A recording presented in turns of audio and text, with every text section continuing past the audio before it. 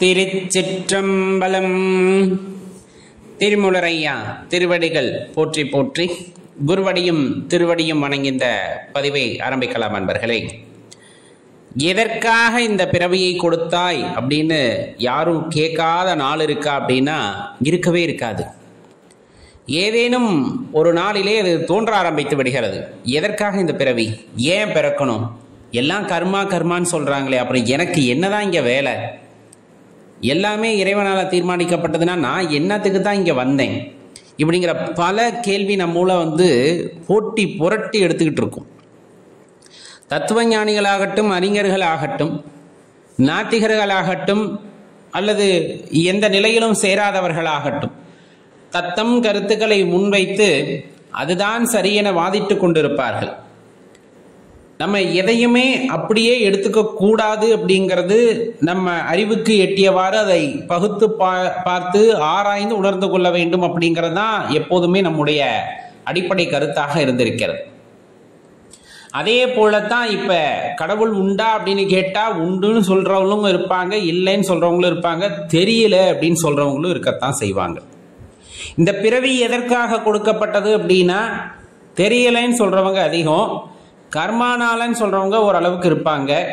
இன்னும் சொல்ல போனா அப்படியெல்லாம் யாரும் படைக்கல, நாமத்தான் வர்றோம், இந்த வாழ்க்கை அப்படிங்கிறது ஒரு முறை கிடைக்கக்கூடியது அப்படிங்கிறத சொல்லக்கூடியவங்களும் இருப்பாங்க. உண்மையை சொல்லுங்க, இந்த வாழ்க்கை எதற்காக கொடுக்கப்பட்டது அல்லது எப்படி இந்த வாழ்க்கையானது தீர்மானிக்கப்பட்டது என்று யாரும் சொல்ல முடியுமா அப்படின்னா கண்டிப்பா இது மனித குலத்திற்கு மட்டுமல்ல, எல்லா ஜீவராசிகளுக்கும் பொருந்தக்கூடியது. ஏன் அந்த ஜீவராசி இந்த உலகத்துல வாழுது, இந்த உலகத்தில் மட்டும்தான் இந்த ஜீவராசிகள் வாழ்கின்றனவா, பிற கிரகங்களிலே வாழ்கின்றனவா, இந்த மாதிரி பல்வேறுபட்ட கேள்விகள் நம் மனதை துளைத்து கொண்டிருக்கும். உண்மையில் அதற்கு விடை காண வேண்டும் என்றால் நாம் தான் ஆராய வேண்டும். ஏன்னா இந்த ஆராய்ச்சி அப்படிங்கிறது பெரிய விஷயம். ஒன்றை பற்றி ஆராய்வது அறிவியல் பூர்வமாகவும் சரி, ஆன்மீக பூர்வமாகவும் சரி. அறிவியல் பூர்வமாக அப்படின்னா நிறைய பொருட்களை நம்ம கண்ணுக்கு தெரிகின்ற சில பொருட்களை வைத்து அதனிலே ஒரு சோதனை நடத்தி அதன் மூலமாக கிடைக்கின்ற விடையை ஆதாரபூர்வமாக காட்டி, இதோ பாருங்கள் அப்படின்னு காட்டி அதுதான் உண்மை அப்படின்னு நிரூபிக்க முயற்சி செய்வது அப்படிங்கிறது அறிவியல் ஆராய்ச்சி. இந்த அறிவியல் ஆராய்ச்சி சில சமயங்களே தோற்று கூட போகும். ஏன்னா இதைவிட மேம்பட்ட அல்லது இக்கருத்து பொய் என நிறுவக்கூடிய இன்னொரு நபர் அவ்விடத்திற்கு வருகிறார் அப்படிங்கும் போது இந்த அறிவியல் சான்றுகள் சில நேரங்களில் தவறாக கூட போகின்றன. அது நம்ம கண்கூட பார்ப்போம். நிறைய விஷயங்கள், நிரூபிக்கப்பட்ட விஷயங்கள் பல ஆண்டுகளுக்கு பிறகு இல்ல அது கிடையாது இதுதான் அப்படின்னு சொல்லக்கூடியதும் இருக்கும். அதே போல ஆன்மீக தத்துவங்களிலே இங்க எந்த புறப்பொருட்களையும் பயன்படுத்துவதில்லை அல்லவா. அகப்பொருள் அப்படிங்கிறத விட அகத்தே தேடலை மேற்கொண்டு தான் உணர்ந்ததின் வாயிலாக இந்த வாழ்க்கை எதற்காக, எப்படிப்பட்டது, யாரால் கொடுக்கப்பட்டது, இதனுடைய தன்மை யாது அப்படின்னு ஆராய்ந்து அறியக்கூடிய சில விஷயங்களின் மூலமாக உணர்ந்த விஷயங்களை நமக்காக எடுத்து சொல்லி இருப்பார்கள். அப்ப இதில் எதை நாம் நம்புவது? ஒருவர் சொல்வதை அப்படியே ஏற்றுக்கொள்ள வேண்டுமா? வேண்டாம். ஒருவர் சொல்வதை ஆமோதிக்க வேண்டுமா? வேண்டாம்.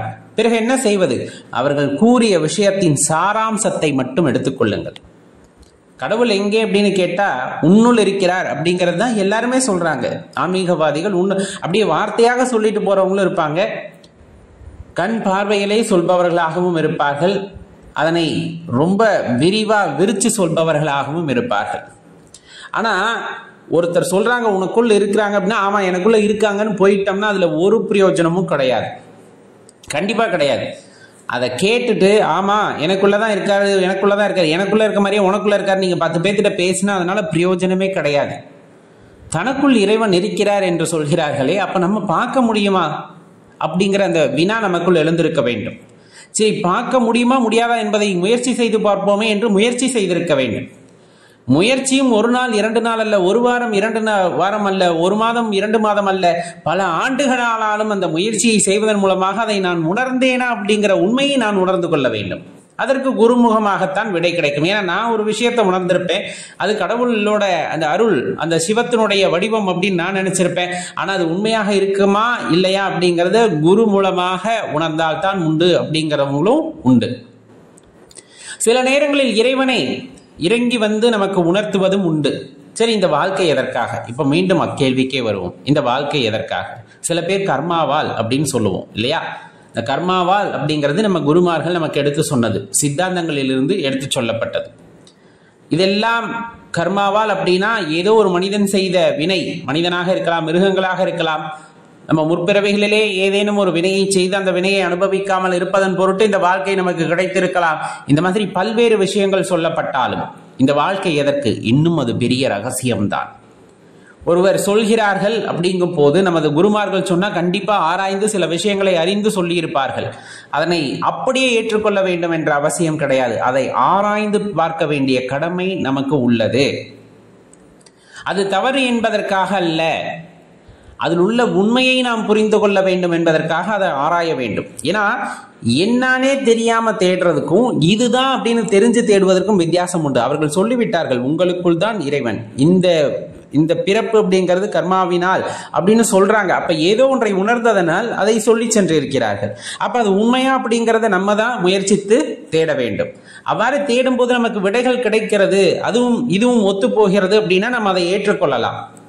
இல்லை என்னால் எதுவும் உணர முடியலை அப்படின்னா மேலும் முயற்சி செய்யலாம் அல்லது பாதியில் நிறுத்திவிடலாம். ஆனால் ஒரு விஷயத்தை அவ்வாறே ஏற்றுக்கொள்வதையும் அதே போல ஒரு விஷயத்தை சொன்ன உடனே நிராகரிப்பதிலும் எந்த ஒரு முடிவையும் உங்களால் காண முடியாது. ஏன்னா நம்ம அதற்கான முயற்சியே செய்யாமல் போய்விடுகின்றோம். அதை போல்தான் இந்த வாழ்க்கை. ஏன் அப்படின்னு நம்ம கேட்டா கர்மாவினால் அப்படின்னு சொன்னாங்கன்னா அப்ப நம்ம என்ன செய்யணும் அப்படின்னம்னா அதை ஆராய வேண்டும்.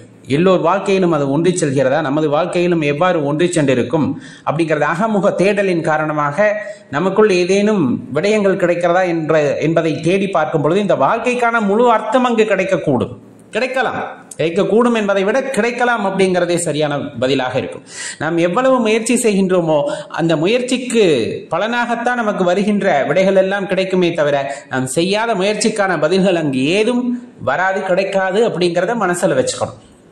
இறைவன் கொடுத்த அந்த உயிர் உடல் அப்படிங்கிறது எந்த ஜென்மங்கள் பற்றிய நம்பிக்கை இருக்கிறதா இல்லை என்றெல்லாம் தெரியவில்லை. ஆனால் இப்பொழுது நாம் உயிரோடு இருக்கின்றோம். இந்த உயிரோடு இருப்பதில் அப்படின்னா அர்த்தம் என்ன? உடலோடு உயிர் கூடியிருக்கிறது. ஆம் இல்லை என்ற 2 பதில்களுக்குள்ளே இது அடங்கிவிடும். தெரியல அப்படின்னு சொன்னீங்கன்னா நம்ம யாராக இருக்க முடியும் அப்படின்னு யோசிச்சு பாருங்க. ஆம் இருக்கின்றோம், இல்லை என் உடலில் உயிர் இல்லை, அதை நம்ம சொல்ல முடியாது, பிறர் தான் சொல்ல போறாங்க. அப்ப இந்த வாழ்க்கை அப்படிங்கிறது தொடக்க புள்ளி மற்றும் இறுதி புள்ளிக்கு இடையே உள்ள விஷயம். இது ஏன், எதற்காக சில பேர் 100 வயது, சில பேர் 50 வயது, சில பேர் 20 வயது, சில பேர் 5 வயது, ஏன் அப்படின்னா தெரியல. இப்ப விபத்தின் காரணமாக இறக்கிறார்கள்னா தெரியாம நடந்துருச்சு அப்படிங்களா? நோய்வாய்ப்பட்டு இறக்கிறார்கள். நல்ல ஆரோக்கியமான குழந்தை திடீர்னு இருந்தது, நல்ல ஆரோக்கியமான மனுஷன் திடீர்னு இதயடைப்பு ஏற்படுகிறது, இந்த மாதிரி சொல்றாங்களே இல்லை. ஏன்?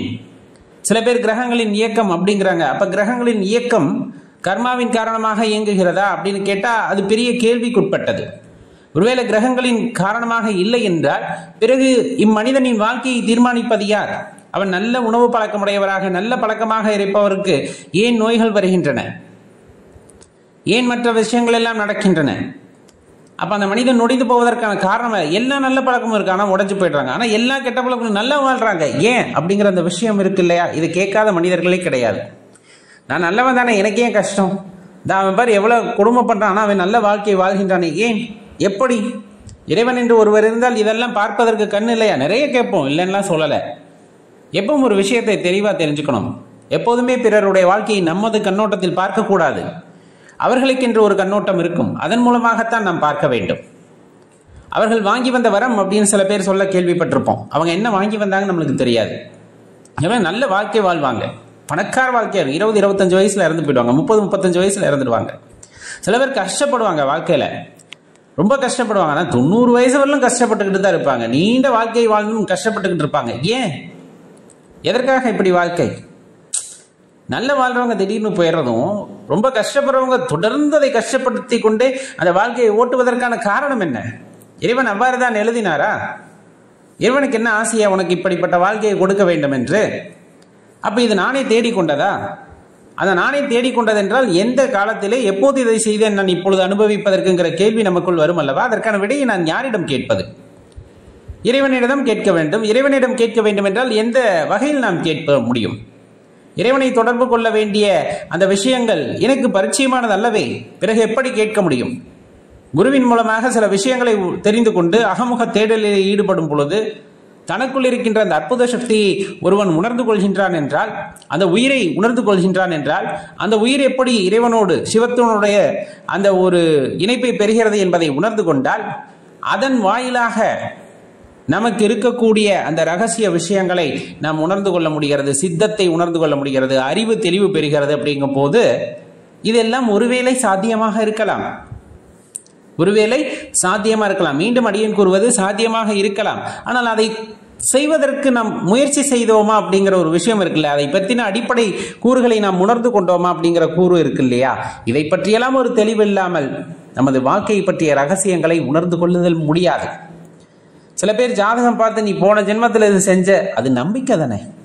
போன ஜென்மத்தில் இதை செஞ்சனால உனக்கு இந்த தோஷம் வந்திருக்கு, அதனால நீ இதை கஷ்டப்பட்டுக்கிட்டு இருக்க, இனிமேல் இதை கஷ்டப்படுவேன்னு ஒருத்தர் சொன்னா அவர் கணக்கு ஒரு வேளை தப்பா கூட இருக்கலாம். நான் செஞ்சுட்டேன் அதனால அனுபவிக்கிறேன்லாம் யோசிக்காதீங்க, அவர் கணக்கு கூட தப்பாகலாம். ஏன்னா ஜோதிடத்தை அவ்வளவு எளிதில் அனைவராலும் கற்றுக்கொள்ள முடியாது இந்த குறுகிய காலகட்டத்தில்.